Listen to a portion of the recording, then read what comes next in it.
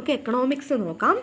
വിവിധ സാമ്പത്തിക പ്രവർത്തനങ്ങളും ഉൽപാദനം, വിതരണം, ഉപഭോഗം എന്നിവയും പഠന വിധേയമാക്കുന്ന ശാസ്ത്രശാഖയാണ് സാമ്പത്തിക ശാസ്ത്രം. സമ്പത്തിനെക്കുറിച്ചുള്ള പഠനത്തെ അഫ്നോളജി എന്നാണ് അറിയപ്പെടുന്നത്. സക്കാത്ത് സമ്പ്രദായം ധനവിതരണവുമായി ബന്ധപ്പെട്ടതാണ്. സാമ്പത്തിക ശാസ്ത്രത്തിൻ്റെ രണ്ട് വിഭാഗങ്ങളാണ് സ്ഥൂല സാമ്പത്തിക ശാസ്ത്രവും സൂക്ഷ്മ സാമ്പത്തിക ശാസ്ത്രവും. ആധുനിക സാമ്പത്തിക ശാസ്ത്രത്തിൻ്റെ പിതാവ് ആദം സ്മിത്താണ്. സമ്പത്തിനെക്കുറിച്ചുള്ള പഠനമാണ് സാമ്പത്തിക ശാസ്ത്രമെന്ന് അഭിപ്രായപ്പെട്ടതും ഇദ്ദേഹം തന്നെയാണ്. Laissez faire, the theory of moral sentiments എന്നീ സിദ്ധാന്തങ്ങൾ ആദം സ്മിത്തിൻ്റെതാണ്. സാമ്പത്തിക പ്രവർത്തനങ്ങളിൽ ഗവൺമെൻറ്റിൻ്റെ ഇടപെടൽ പരിമിതപ്പെടുത്തണമെന്നും വ്യക്തി സ്വാതന്ത്ര്യത്തിന് കൂടുതൽ പ്രാധാന്യം നൽകണമെന്നുമുള്ള ആശയമാണ് ലെയ്സസ് ഫെയർ എന്ന് പറയുന്നത്. വെൽത്ത് ഓഫ് നേഷൻ എന്ന കൃതി എഴുതിയതും ആദം സ്മിത്താണ്. 1776 ഈ കൃതി രചിക്കുന്നത്. പൊതു സിദ്ധാന്തം എന്നറിയപ്പെടുന്നത് മാക്രോ എക്കണോമിക്സിനെയാണ്. പൊതു സിദ്ധാന്തം അഥവാ ജനറൽ തിയറി എന്നറിയപ്പെടുന്നത് മാക്രോ എക്കണോമിക്സിനെയാണ്. മാക്രോ എക്കണോമിക്സിൻ്റെ ഉപജ്ഞാതാവ് JM കെയ്ൻസ് ആണ്.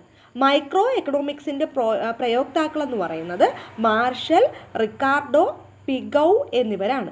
JM കെയ്ൻസിൻ്റെ പ്രശസ്തമായ കൃതിയാണ് the general theory of employment, interest and money എന്നത്. 1936 കൃതി രചിക്കപ്പെടുന്നത്. വില സിദ്ധാന്തം എന്നറിയപ്പെടുന്നത് മൈക്രോ എക്കണോമിക്സിനെയാണ് വില സിദ്ധാന്തം എന്നറിയപ്പെടുന്നത്. ചോദന നിയമം അവതരിപ്പിച്ചത് ആൽഫ്രഡ് മാർഷലാണ്. ചോദന നിയമം, ലാ ഓഫ് ഡിമാൻഡ് അവതരിപ്പിച്ചത് ആൽഫ്രഡ് മാർഷലാണ്. ആൽഫ്രഡ് മാർഷലിൻ്റെ പ്രശസ്തമായ പുസ്തകമാണ് സാമ്പത്തിക ശാസ്ത്ര തത്വങ്ങൾ എന്ന് പറയുന്ന principles of economics. Comparative cost advantage എന്ന തിയറിയുടെ ഉപജ്ഞാതാവ് ഡേവിഡ് റിക്കാർഡോയാണ്. അപ്പോൾ കമ്പാരിറ്റീവ് കോസ്റ്റ് അഡ്വാൻറ്റേജ് എന്ന തിയറിയുടെ ഉപജ്ഞാതാവാണ് ഡേവിഡ് റിക്കാർഡോ. ഇതൊരു പ്രീവിയസ് ഇയർ ക്വസ്റ്റ്യനും കൂടി ആയിരുന്നു കേട്ടോ. ഉൽപാദന പ്രക്രിയയിൽ തൊഴിലാളികളുടെ പങ്കാളിത്തത്തിന് പ്രാധാന്യം നൽകിയ സാമ്പത്തിക ശാസ്ത്രജ്ഞനാണ് കാൾ മാർക്സ്. ഉള്ളവനും ഇല്ലാത്തവനും തമ്മിലുള്ള വ്യത്യാസങ്ങളില്ലാത്ത സമൂഹം എന്ന ആശയം അവതരിപ്പിച്ചതും കാൾ മാർക്സ് തന്നെയാണ്.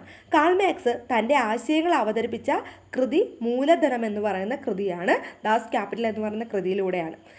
ഉൽപ്പന്നത്തിൻ്റെ വിലയുടെ ഒരു ഭാഗം മാത്രം തൊഴിലാളിക്ക് പ്രതിഫലമായി നൽകുകയും ബാക്കി സിംഹഭാഗവും മുതലാളി ലാഭമാക്കി മാറ്റുകയും ചെയ്യുന്നതിനെ കാൾ മാർക്സ് വിശേഷിപ്പിച്ചത് മിച്ചമൂല്യം അഥവാ സർപ്ലസ് വാല്യൂ എന്നാണ്.